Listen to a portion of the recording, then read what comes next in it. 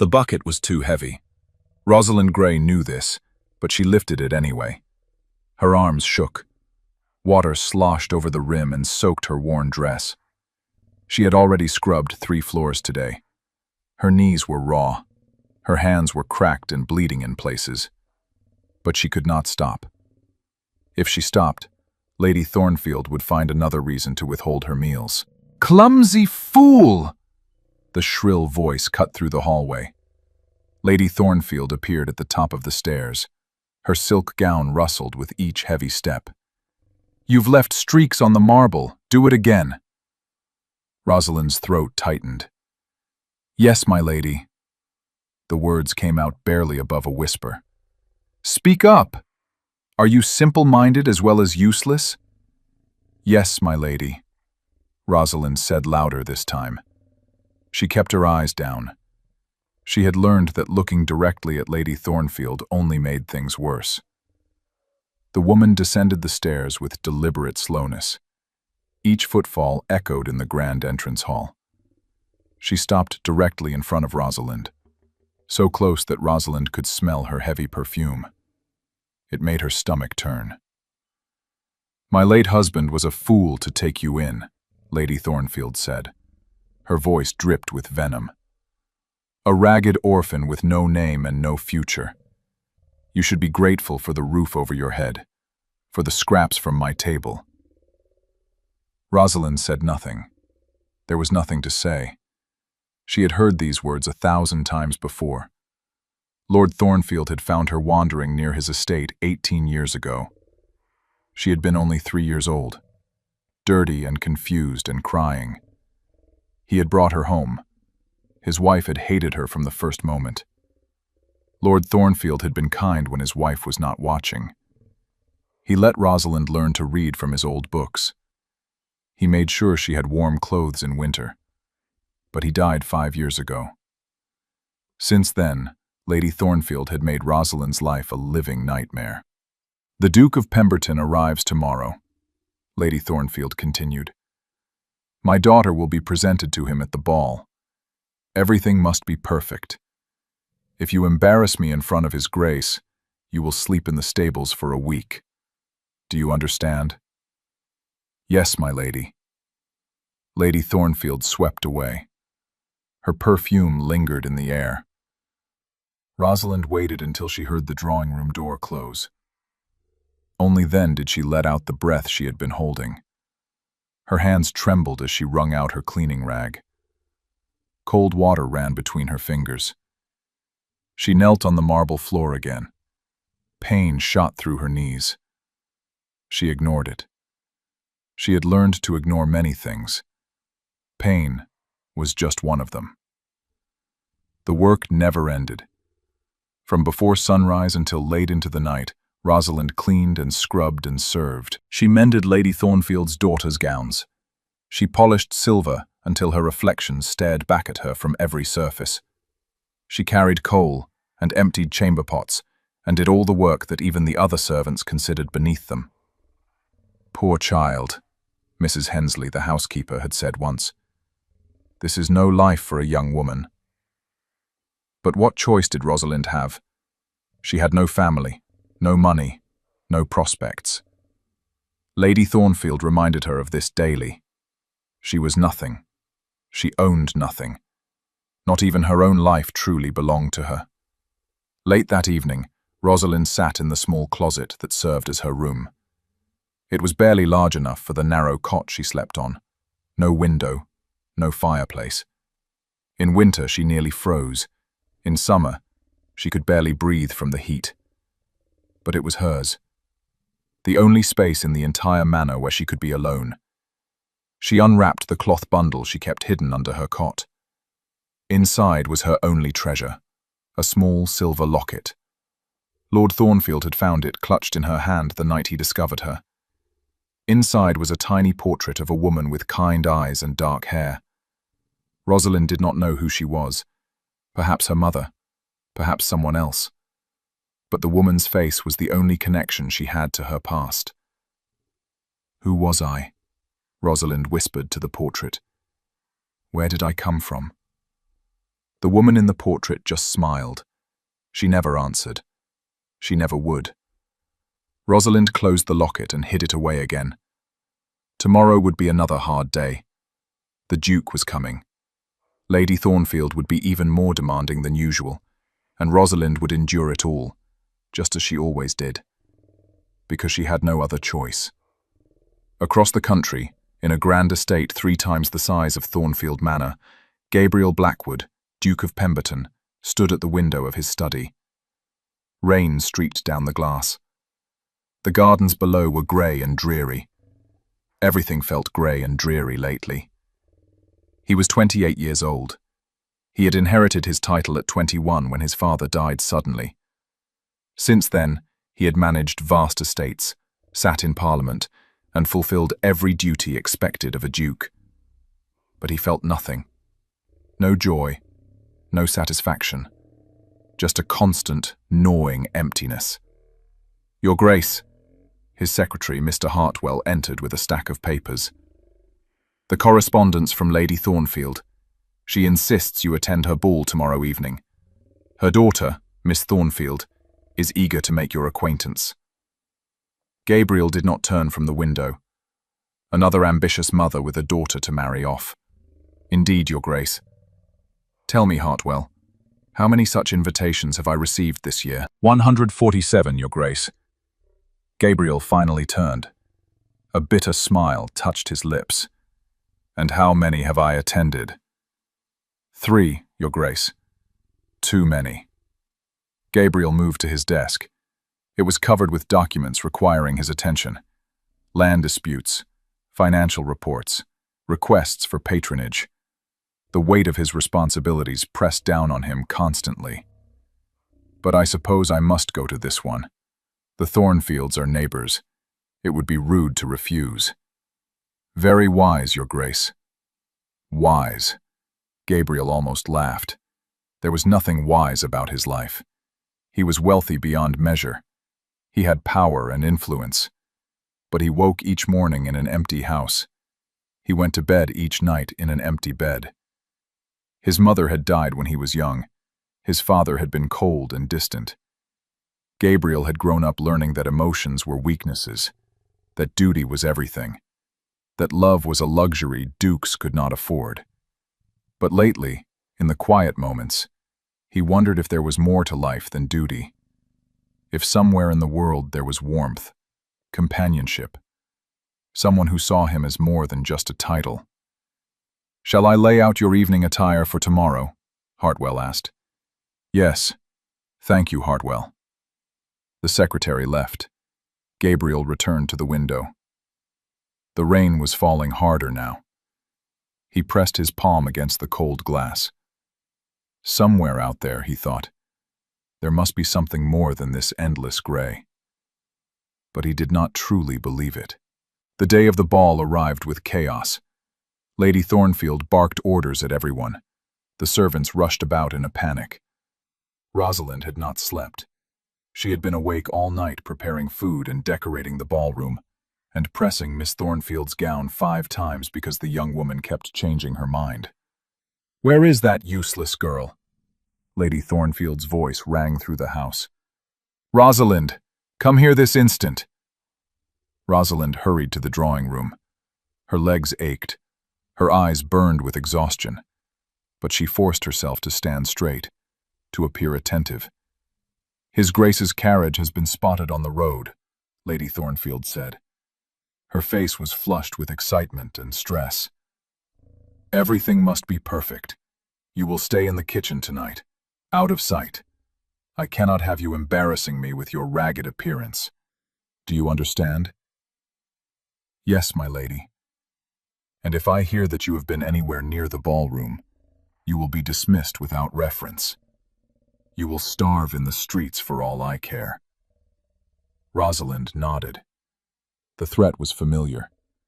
Lady Thornfield had made it many times before, but never carried it through. Not because she had mercy, but because no other servant would work as hard for as little as Rosalind did. The hours passed in a blur of activity. Rosalind helped the cook prepare elaborate dishes. She washed mountains of china. She made sure every glass sparkled. Through the kitchen door, she could hear the sounds of the ball beginning. Music drifted down the hallway. Laughter and conversation hummed like distant bees. She wondered what it was like, to wear a beautiful gown, to dance, to be looked at with admiration instead of disgust. But she knew she would never experience such things. That world was not for her. "Poor dear," Cook said, noticing Rosalind's wistful expression. "You should be up there with the young ladies. You're prettier than Miss Thornfield, truth be told." Rosalind smiled sadly. "That's kind of you to say. It's the truth. Those eyes of yours, like violets, and your hair, when it's clean, shines like mahogany. You just need a bit of care and some decent clothes." But Rosalind knew that beauty alone meant nothing without money or position. She was no one. She would always be no one. A commotion erupted in the hallway. Shouting, the sound of something breaking. Then Miss Thornfield burst into the kitchen. Her face was red and blotchy with tears. Her expensive gown had a long tear down the side. "That clumsy fool of a maid spilled wine on me," she shrieked. "Mother is furious. The Duke will think I'm a slovenly mess." She spotted Rosalind. You did this somehow. You cursed me." "Miss Thornfield, I've been in the kitchen all evening." "Liar!" The young woman lunged forward and slapped Rosalind across the face. The blow was hard enough to snap Rosalind's head to the side. Her cheek burned. "This is all your fault. Everything bad that happens in this house is because of you." Lady Thornfield appeared in the doorway. Her expression was murderous. "What is the meaning of this disaster? The Duke is asking why my daughter has left the ballroom. He probably thinks she's ill-bred and incapable of handling society." "It was the wine, Mother. That stupid maid. I don't care about excuses." Lady Thornfield's eyes fell on Rosalind. A calculating look crossed her face. "You, come with me." Rosalind's heart sank. "My lady?" "Don't argue. Follow me, now." Confused and frightened, Rosalind followed Lady Thornfield up the servants' stairs. They emerged on the second floor. Lady Thornfield pushed open a door to a guest bedroom. Inside, she pulled out a gown from the wardrobe. It was simple compared to the ball gowns downstairs, but far finer than anything Rosalind had ever worn. "Put this on," Lady Thornfield commanded. "My lady, I don't understand." "The Duke has expressed interest in meeting all the young ladies of the household.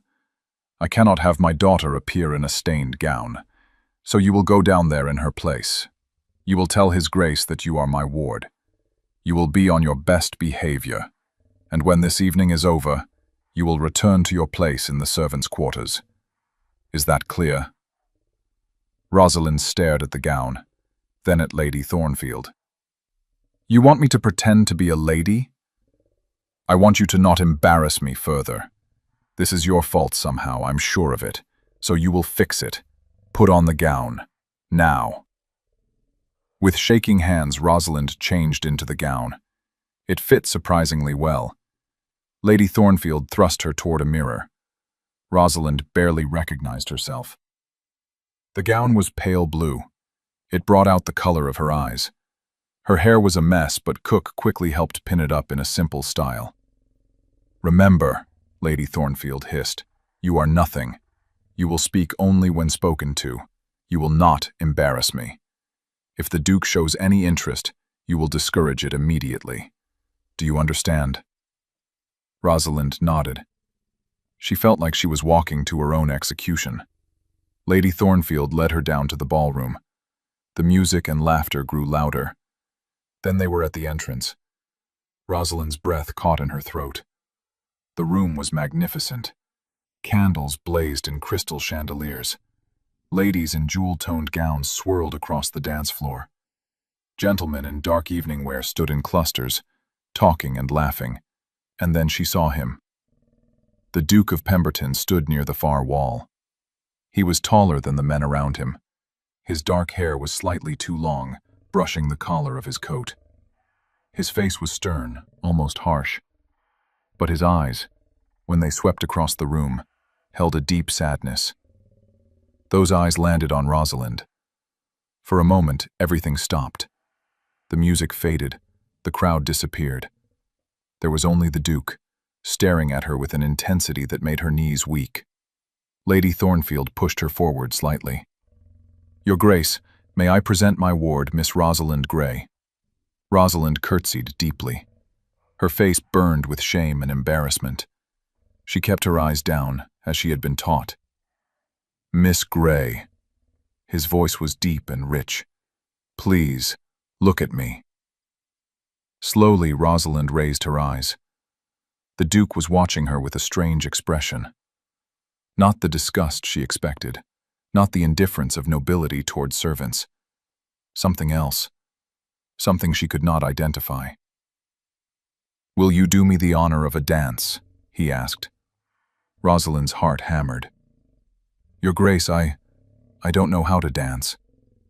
"Then I will teach you." Before she could protest, he took her hand. His touch was warm, gentle. He led her to the dance floor. The crowd parted for them. Whispers followed in their wake. Rosalind wanted to die from mortification. "Place your hand here," the Duke said softly, guiding her hand to his shoulder, "and I will place mine here." His other hand settled at her waist. Even through the fabric of the gown, she could feel the warmth of his palm. The music began. Rosalind stumbled immediately, but the Duke steadied her. "It's all right," he murmured. "Just follow my lead. Step back. Now to the side. Good." Slowly, painfully, they moved through the dance.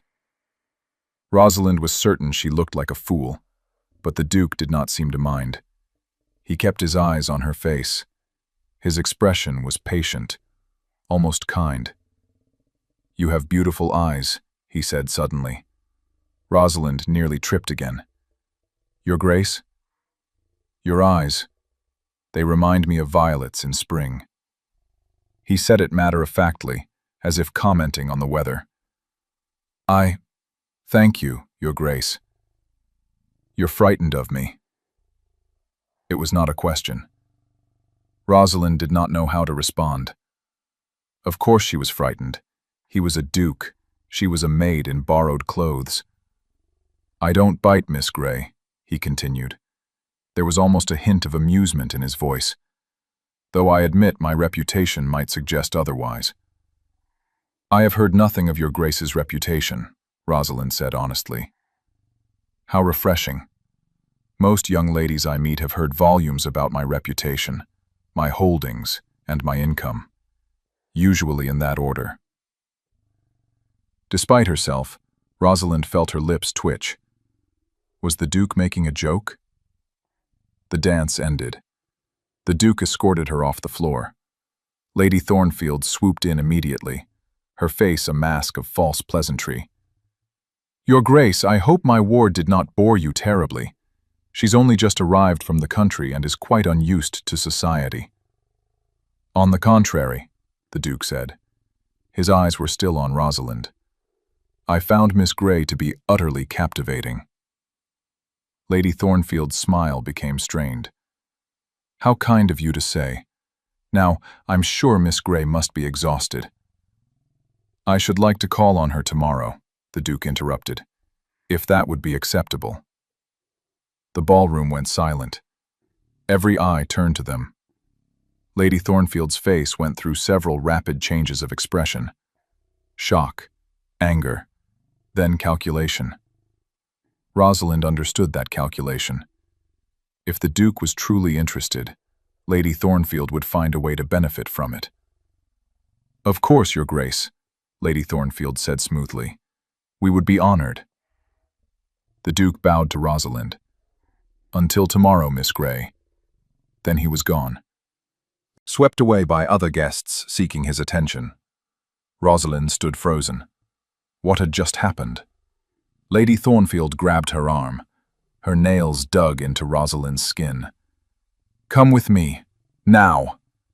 She dragged Rosalind out of the ballroom and up to the guest bedroom.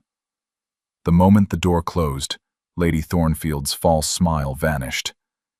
"How dare you?" she hissed. "How dare you bewitch a duke?" "I didn't do anything, my lady, I promise. He wants to call on you. Do you understand what that means? A duke does not call on servants. He calls on ladies he intends to court. And if he courts you, discovers what you really are, he will be furious. He will ruin this family's reputation out of spite." Rosalind's mind raced. "Then tell him the truth. Tell him I'm a maid. He'll lose interest immediately." Lady Thornfield's eyes narrowed. "No.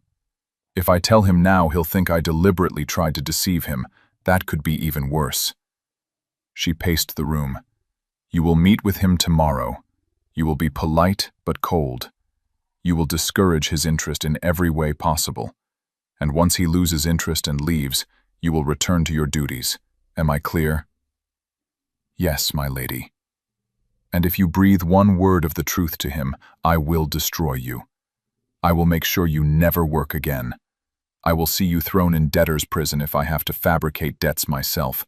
Do you understand?" Terror gripped Rosalind. "Yes, my lady." "Good. Now get out of my sight." Rosalind fled to her tiny room. She changed out of the borrowed gown with shaking hands. Her mind was spinning. The Duke wanted to call on her. The Duke had called her captivating. The Duke had looked at her like she was someone worth seeing. But it was all a lie. She was not a lady. She was nothing. And when he discovered the truth, whatever strange kindness he had shown her would vanish. She lay on her narrow cot and stared at the ceiling. Sleep would not come. Her cheek still tingled where he had looked at her. Her waist still felt warm where his hand had rested during the dance. For one brief, shining moment, she had felt like she mattered.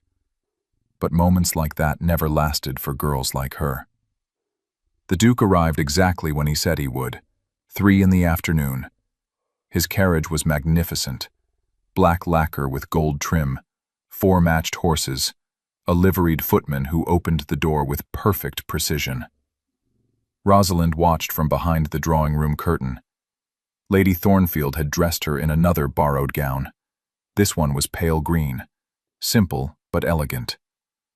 Her hair was pinned up again. She looked like a lady, but she felt like an imposter.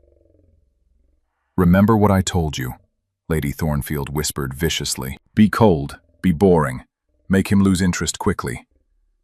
The butler announced the Duke. He entered the drawing room and bowed. "Lady Thornfield, Miss Grey." Rosalind curtsied. Her hands were clasped so tightly her knuckles were white. "Your Grace, how delightful to see you again," Lady Thornfield gushed. "I'm afraid I have urgent business in town, but I shall leave you two to become acquainted. My housekeeper will chaperone, of course." She gestured to Mrs. Hensley, who stood discreetly in the corner. Then, Lady Thornfield swept out. The door closed. Suddenly the room felt very small. "May I sit?" the Duke asked. "Of course, Your Grace." He sat across from her. For a long moment, neither spoke. Rosalind kept her eyes down. Her heart hammered so loudly she was certain he could hear it. "You're afraid again," he said quietly. "I'm not. Please don't lie to me. I can see it in the way you hold yourself, like you expect me to strike you at any moment." Rosalind's breath caught. How could he read her so easily? "I wanted to see you again," the Duke continued. "Last night when we danced, you were different from every other young lady I've met. You didn't simper. You didn't try to impress me. You were simply yourself." "Your Grace, I'm really not Gabriel." She looked up, startled. "I beg your pardon?" "My name is Gabriel. I would like you to use it. When we're alone." "I couldn't possibly. Why not?" He leaned forward slightly. His eyes were intense but not unkind. Because of our difference in rank? Because society says it's improper? I am tired of society's rules, Miss Grey. I am tired of pretending. Just for today, can we simply be two people having a conversation? Rosalind did not know what to say. This was not how dukes were supposed to behave. He should be arrogant, distant, cold. But there was a warmth in his gaze that confused her, that made her want to trust him. "All right," she whispered. "Gabriel." His face transformed. A smile broke across his features like sunlight through clouds. It made him look younger, less severe, almost handsome. "Thank you. And may I call you Rosalind?" She nodded. "Good. Now, tell me about yourself, Rosalind. Your interests, your dreams. What makes you happy?" The question stunned her. No one had ever asked what made her happy. She struggled to find words. I like to read, when I can." "What do you read?" "Anything I can find. Poetry, history, sometimes novels." His eyes lit up. "I love to read as well. What is your favorite novel?" They talked for an hour, then 2. Rosalind forgot to be cold, forgot to be boring. She found herself telling him about the books she loved, about the gardens at Thornfield Manor that she sometimes tended in secret, about her curiosity regarding the world beyond the estate. Gabriel listened to every word. He asked questions. He shared his own thoughts. He told her about his loneliness, about the weight of his title, about how he sometimes felt like a ghost haunting his own life. "I have everything," he said quietly. "Wealth, power, respect. But I have no one who truly knows me, no one who sees beyond the title." "That must be very lonely," Rosalind said softly. "It is." He looked at her. "But talking with you, I feel less alone." The words hung in the air between them. Mrs. Hensley coughed discreetly from her corner. Rosalind suddenly remembered where she was, who she was. The fantasy shattered. "I should go," Gabriel said, rising. "But I would like to call on you again. Tomorrow, if you'll allow it." "Your Grace." "Gabriel. Gabriel. I don't think that's wise." "Why not?" "Because I'm lying to you," Rosalind wanted to scream. "Because I'm a servant. Because this will end in disaster." But she could not say any of that. "I'm just not sure we're suited," she said instead. He studied her face. "I think we're more suited than you realize. I will call tomorrow at the same time. Please say you'll see me." She knew she should refuse, should discourage him as Lady Thornfield commanded. But when she looked into his eyes, she could not bring herself to hurt him. "All right," she whispered. He smiled again, that transformative smile that made her chest ache. Then he bowed and left. Rosalind sat in the drawing room long after his carriage pulled away. Mrs. Hensley came to sit beside her. "That man is falling in love with you," the housekeeper said gently. "That's impossible. He barely knows me." "Love doesn't follow logic, child. I saw the way he looked at you, like you were the answer to a question he's been asking his whole life." Tears pricked Rosalind's eyes. "It doesn't matter. This can't continue. When he learns the truth, then perhaps he should learn the truth, better now than later." But Rosalind knew that was impossible. If Gabriel learned she was a maid, he would leave. And some small, selfish part of her wanted these stolen moments to last just a little longer. Gabriel returned the next day, and the day after that. Each visit lasted longer than the last. They talked about everything: philosophy, art, their childhoods, their fears. Gabriel told her about his father's coldness, about growing up in a house full of servants but devoid of love. Rosalind shared carefully edited versions of her own past. She could not tell him about scrubbing floors, but she could tell him about loneliness, about feeling invisible. "I see you," Gabriel said one afternoon. They were walking in the garden. Mrs. Hensley followed at a discreet distance. "I want you to know that. I see you, Rosalind." His hand brushed against hers. It was barely a touch, but it sent warmth flooding through her entire body. "Gabriel, there's something you should know. Whatever it is, it doesn't matter." "It does. I'm not who you think I am." He stopped walking, turned to face her fully. "Then who are you?" She opened her mouth. This was it, the moment to tell the truth.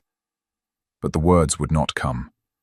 How could she destroy this beautiful thing growing between them? "I'm just a girl with nothing to offer a duke," she said instead. "You offer me something no one else ever has. You offer me honesty, companionship, a reason to smile." He reached out and gently touched her cheek. It was the first time he had truly touched her. His palm was warm, his touch infinitely gentle. "I am falling in love with you, Rosalind. I think I have been since the moment I saw you." Tears spilled down her cheeks. "You can't. Please, you can't." Too late. It's already done. He wiped her tears with his thumb. Then he leaned forward and pressed his lips to her forehead. It was a chaste kiss, sweet, reverent, but it shattered something inside Rosalind. All her defenses, all her carefully built walls. She loved him too, desperately, hopelessly, and it was going to destroy them both. That evening, Lady Thornfield summoned her. The woman's face was twisted with rage. "He's besotted with you," she spat. "The Duke of Pemberton is courting a servant. This is a disaster."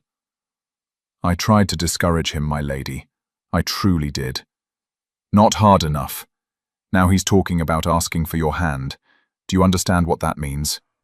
When he discovers the truth, we'll all be ruined." "Then tell him the truth now. Please. I can't keep lying to him."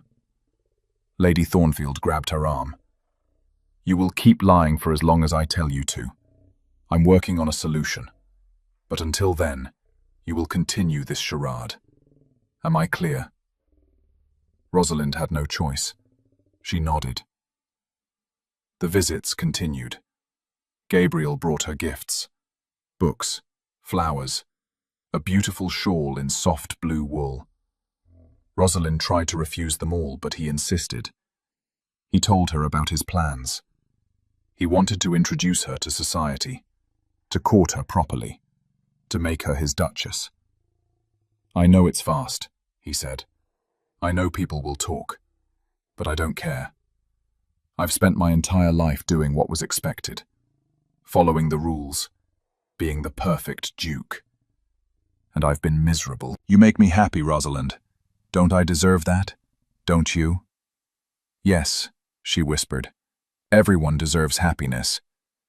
"Then say you'll marry me." The world stopped. Rosalind stared at him. "What?" "Marry me.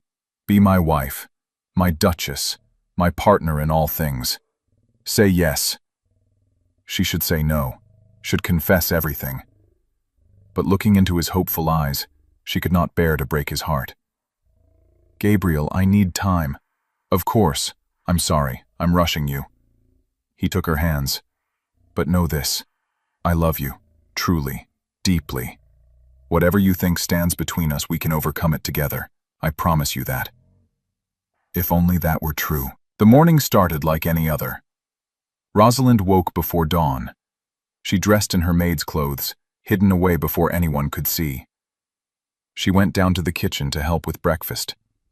This was her real life. These stolen hours as a maid were who she truly was.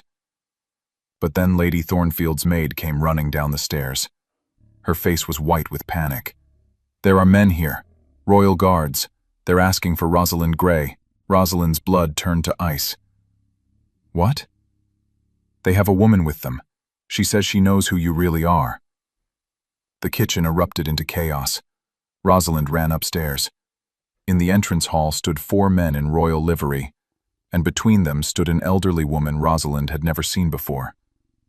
But something about her face was familiar. Those eyes. "Dear God," the woman breathed. "It really is you. You're alive." "I don't understand," Rosalind said. "Who are you?" "I am the Duchess of Westmere, and you, my dear child, are Princess Rosalind of Valdoria." The world tilted. Rosalind grabbed the banister to keep from falling. "That's impossible." The Duchess stepped forward. She was crying. 20 years ago, our kingdom of Valdoria was invaded. The royal family was murdered. But the youngest princess, just a baby, disappeared. We searched for years. Then, 6 months ago, a historian found records. A British lord had been traveling near the border. He reported finding a small child wandering alone. He brought her back to England. That lord was Lord Thornfield. And that child was you. Rosalind shook her head. "No, I'm an orphan, a nobody. You are a princess, and I am your mother's sister, your aunt." The Duchess pulled out a small portrait. It showed a young woman with dark hair and violet eyes, the same woman from Rosalind's locket. "This is your mother, Queen Catherine of Valdoria. You look exactly like her. You look exactly like her." Rosalind's legs gave out. She sank onto the stairs. Her mind reeled. A princess? It was impossible. Insane. But as the Duchess told the story, pieces fell into place. The locket, her vague memories of a beautiful palace, the way Lady Thornfield had always resented her, not just as a servant, but as someone who didn't belong. "Valdoria is restored now," the Duchess continued. "A new government has been established, but the people want their princess. They want you to come home." "Home," Rosalind repeated numbly. She had never had a home, and now she apparently had an entire kingdom. The Duchess turned to Lady Thornfield, who stood frozen in the doorway. "You have been keeping a princess as a servant, treating her like a slave. This is unconscionable." "I didn't know." Lady Thornfield's voice was shrill. "My husband never told me. He just said she was an orphan. Your ignorance is no excuse. Your abuse of this child is criminal." Rosalind barely heard them. She was still trying to process everything. She was a princess. Her entire life had been a lie. Everything she believed about herself was wrong. And Gabriel. "Where is the Duke of Pemberton?" she asked suddenly. "Does he know?" The Duchess's expression softened. "Word travels fast, child. By now half of London knows. The Duke was informed this morning." Panic seized Rosalind. "I need to see him. I need to explain." "There is nothing to explain. You are a princess. He is a duke. This changes everything." "No," Rosalind stood. "I need to talk to him, please." The Duchess studied her. "You care for him. I love him. Then you should know. He left for London this morning. He did not want to see you." The words were a knife to the heart. Rosalind felt herself break. He did not want to see her. Of course he didn't. She had lied to him. Let him believe she was a mere ward when she was actually royalty. He probably felt like a fool. "I need to go to my room," Rosalind whispered. "You don't have a room here anymore," the Duchess said firmly. "Your belongings are being packed. You will come with us to London. There is much to prepare. You must meet with the Valdorian representatives. You must learn about your heritage, your destiny." Destiny. The word felt like a prison sentence. They took her away that very day, to a grand townhouse in London. Servants dressed her in fine gowns. They styled her hair with jeweled combs. They called her Your Highness. But Rosalind felt more like a servant than ever. She was trapped, controlled. Her life was no longer her own. She wrote letters to Gabriel, dozens of them, pouring out her heart, explaining everything. begging him to see her. But she received no replies. The Duchess gently told her that he had left London, gone to one of his estates in the north. He did not want contact. He feels betrayed, the Duchess said. Give him time. But Rosalind knew the truth. He did not feel betrayed because she was a princess. He felt betrayed because she had lied. And she had. Over and over. She had let him fall in love with a lie. Days passed. Then weeks. Rosalind met with Valdorian officials. She learned about her country, her language, her people. Everyone was thrilled to have their princess back. They talked about her eventual return to Valdoria, about rebuilding the kingdom, about finding her a suitable royal husband. But Rosalind felt nothing. She moved through each day like a ghost. She smiled when required. She said the right things, but inside she was dying. She had lost the only person who ever truly saw her, the only person who made her feel real. One night, she stood at her window, looking out at the dark London streets. She touched the glass, remembering Gabriel standing at his own window, both of them lonely, both of them searching for something more. They had found each other. For one brief, shining moment, they had been happy. And then it was ripped away. "I'm sorry," she whispered to the darkness. "I'm so sorry, Gabriel." But the darkness did not answer. Gabriel sat in his study. He had not left it in 3 days. His servants were worried. Hartwell had tried to coax him out, but Gabriel refused. He sat at his desk and stared at nothing. She was a princess, the woman he loved, the woman who made him feel alive.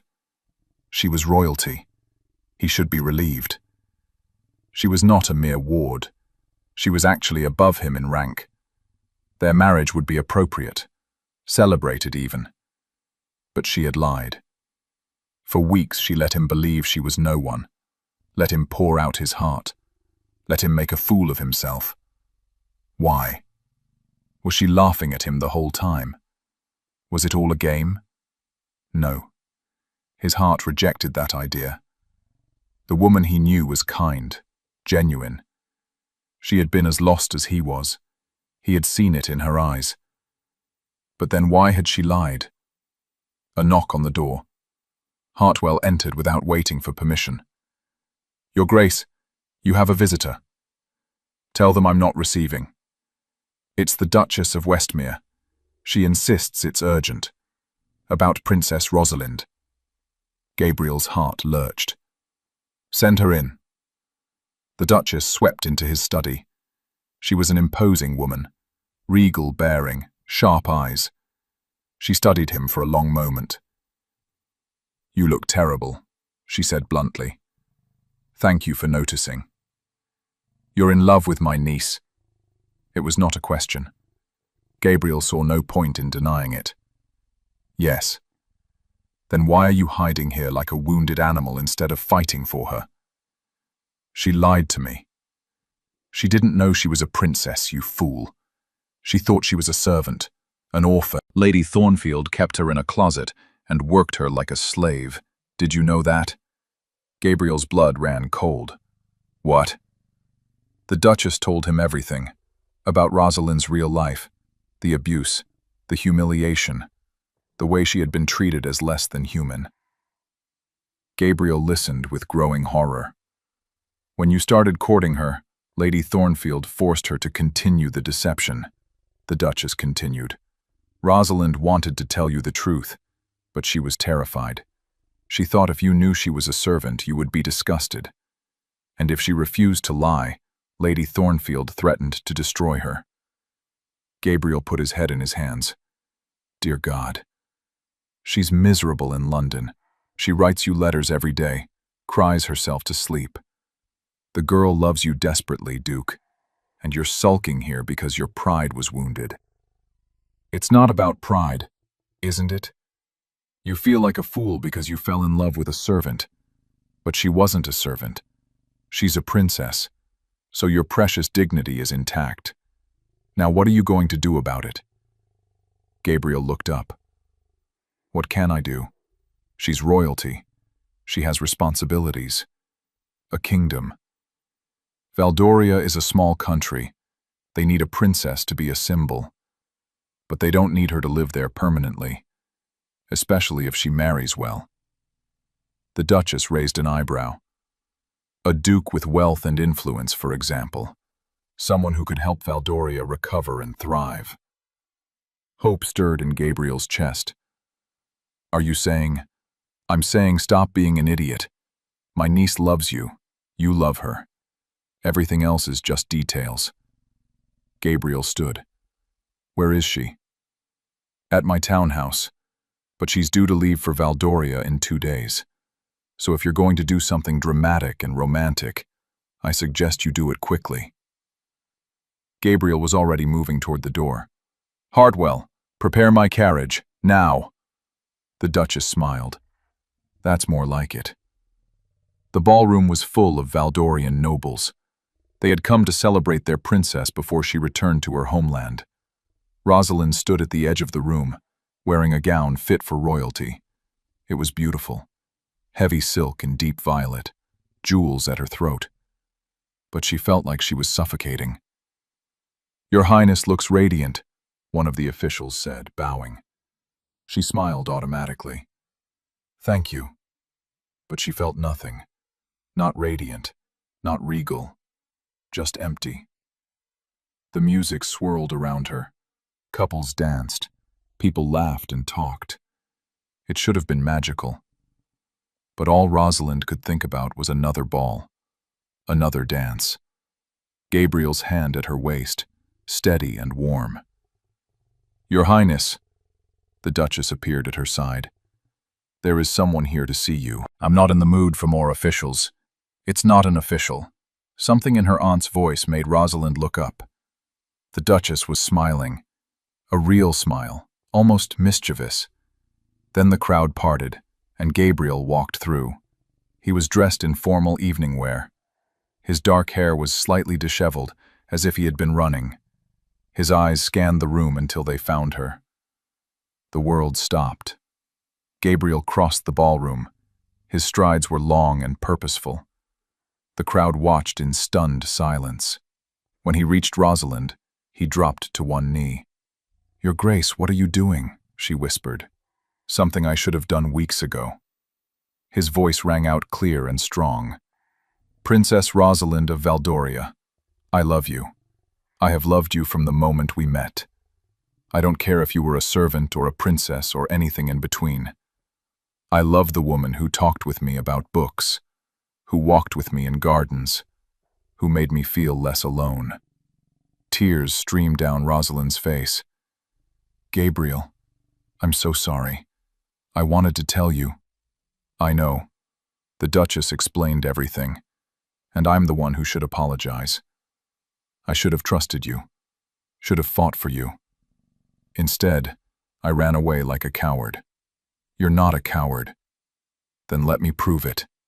He pulled a ring from his pocket. Marry me, Rosalind. Not because of duty or obligation, not because of kingdoms or titles. Marry me because we love each other, because we make each other whole. The ballroom held its breath.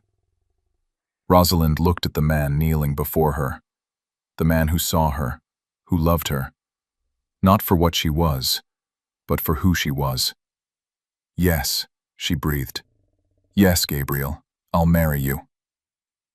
He stood and pulled her into his arms. The crowd erupted in cheers, but Rosalind barely heard them. Gabriel's lips found hers in a kiss that was tender and fierce and full of promise. She melted into him, her hands clutching his coat. When they finally pulled apart, both were crying. I thought I lost you, Gabriel murmured against her hair. Never. You'll never lose me. The Valdorian officials surrounded them. There were questions about the kingdom, about duties, about protocol. But Gabriel held Rosalind's hand and faced them all with calm confidence. Princess Rosalind will return to Valdoria, he announced. As my wife, the Duchess. We will help your kingdom recover. But our home will be here, in England. We will visit regularly and provide whatever support Valdoria needs. But Rosalind will not be trapped by duty. She has spent too much of her life trapped already. The officials conferred. Then the lead ambassador bowed. This is acceptable. Valdoria will be honored to have such powerful allies. Relief flooded through Rosalind. She would not have to choose between love and duty. She could have both. The celebration continued late into the night, but Rosalind barely noticed. She danced only with Gabriel. They talked and laughed and held each other. The shadows that had haunted both of them began to lift. I used to stand at my window and wonder if there was something more to life, Gabriel told her. If there was warmth and love somewhere in the world. And now? Rosalind asked. Now I know there is, because I found you. She rested her head against his chest. I was so alone. For so long. I thought that was all I deserved. You deserve everything, and I intend to spend the rest of my life giving it to you. They were married 3 weeks later. It was the society event of the decade. Nobility from across Europe attended, but Rosalind barely noticed the crowd. She only had eyes for Gabriel. As they stood before the altar exchanging vows, she remembered the frightened girl scrubbing floors. The girl who thought she was nothing. That girl would never have believed this moment was possible. But it was possible, because love could transform everything. After the ceremony, they traveled to Gabriel's country estate, the one where he used to stand at windows, lonely and lost. But now Rosalind stood beside him, her hand in his. This is home now, he told her. Our home. It's beautiful, she said, and it was. Rolling hills, green forests, gardens that burst with color. They walked through those gardens together. Gabriel told her about his plans. He wanted to turn part of the estate into a home for orphans, to give other lost children a chance that Rosalind never had. That's perfect, she said, tears in her eyes. You've changed me, Gabriel said, made me see the world differently, made me want to do more than just exist. You changed me too. You made me believe I was worth loving. They stood in the garden, holding each other as the sun set. Two people who had been broken and lonely. But together, they were whole. Months passed, then years. Their life together was not always easy. There were duties to fulfill, challenges to face, but they faced everything together. Rosalind traveled to Valdoria several times. Her people welcomed her with joy. She used her position to improve their lives. Schools were built, hospitals established. The kingdom flourished under her care. But she always returned to England, to Gabriel, to their home. They had children, 3 beautiful daughters who inherited their mother's violet eyes and their father's kind heart. Gabriel was a devoted father. He played with them in the gardens, read them stories, made sure they knew they were loved. One evening, Rosalind stood at the window of their bedroom. Gabriel came up behind her and wrapped his arms around her waist. "What are you thinking about?" he asked. "How different my life could have been. If Lord Thornfield hadn't found me. If Lady Thornfield had broken me completely. If you hadn't seen me that night at the ball. But I did see you. I saw you, and I loved you immediately." "I used to think I owned nothing," Rosalind said softly. "Not even my own life. But now I realize something. We don't own each other. We choose each other. Every day. And that's so much more powerful." Gabriel turned her to face him. His eyes were full of love. "I choose you, Rosalind. Today and every day after.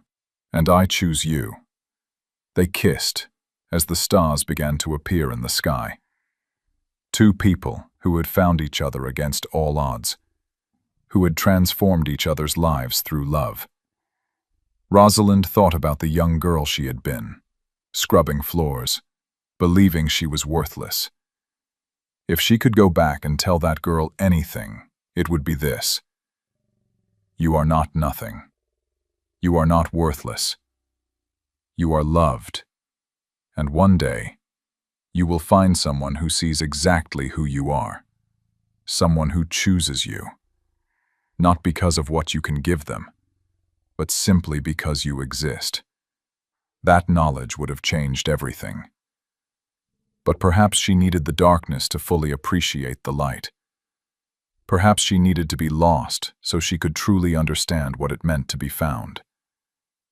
Gabriel held her close. His heart beat steadily against hers. And Rosalind knew, with absolute certainty, that she was finally home. Not because of a kingdom, or a title, or a grand estate, but because she was loved. And she loved in return. And that, in the end, was all that truly mattered. Years later, when her daughters asked how she met their father, Rosalind would smile. She would tell them about a girl who thought she was nothing, about a man who thought he was empty, about how they found each other and discovered that together they were everything. Love sees what others miss, she would tell them. It finds worth where others see weakness. It creates light where there was only darkness.